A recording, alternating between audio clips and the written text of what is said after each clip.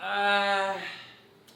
Kumusta mga papito? It's your main man, Papito Jospin, and nandito tayo sa panibago na naman nating pwesto. Paumanhin na, nagmukha na naman po akong magaling sa umpisa, pero may dalawa na po akong video na i-edit ko na lang. At ang pinopokusan ko na lang po kasi ngayon is yung mga reels po muna. Try ko siyang isa-isahin, and last post ko is 12 days ago. And ang daming nangyayari sa mundo, ang daming din nangyayari sa akin personally, like hindi ko alam paano siya i-handle. Pero with that being said, mga papito, ito muna ang update na maibibigay ko sa inyo. We have a new place!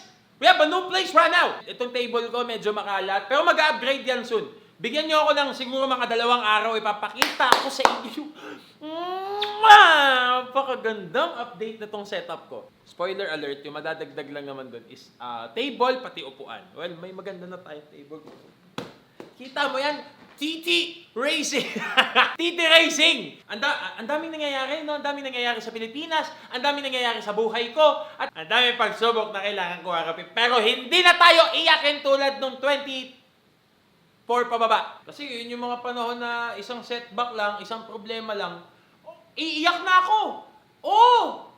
Pero the way I handle those situations, unlike dati, is I'm giving deadline to my grieving period. I'm giving deadline to that kalungkutan. Like, yes, pwede kang malungkot, pero bigyan mo deadline para hindi ka all day naiyak, hindi ka hanggang next week naiyak o buong taon naiyak, no? Yun yung pagkakamali ko in the past, and I hope na yun yung ma-impart ko din sa inyo, na pwede ka umiyak. Pwede kang umiyak. Bilang lalaki, pwede kang umiyak. Sino sabi sa'yo hindi? Natatakot kasi yung ilan na ipakita na, naiyak din kami, mga lalaki. Kasi dahil hindi daw nakakalalaki, hindi. Takot ka lang makita kang mahina. And bilang tao, mahina talaga tayo, no? Ikaw na nagpapakita ng kahinaan mo, it's one sign of katapangan. Ironically. Oo, hindi lahat ng tao kaya ipakita na malungkot sila. And kung babalik sa akin, since ako yung bida ng istorya na to, feeling ko naman, no, na nagiging matapang ako day by day kasi na-address ko yung issue ko sa sarili ko. Hindi man sa inyo dito sa video na to, pero sa akin man lang, at least na-assess ko kung ano yung problema sa akin, aware ako kung ano yung problema sa akin, at ginagawa ko na ng paraan ngayon.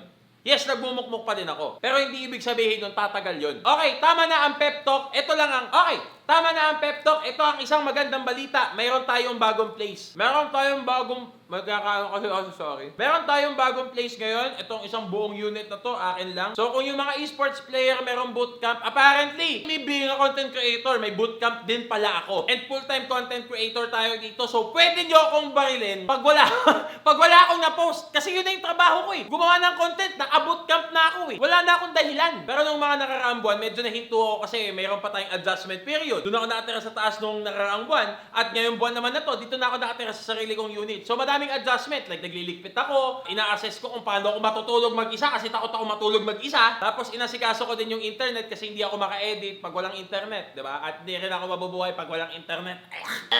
Buti naman nagawa ng paraan, meron na tayong internet, na-set up ko na rin yung PC ko, and ayan, we're vlogging! Yun lang! I'm done yapping! Your call for greatness, and this is Josh Pin. Thank you, nanonood kayo.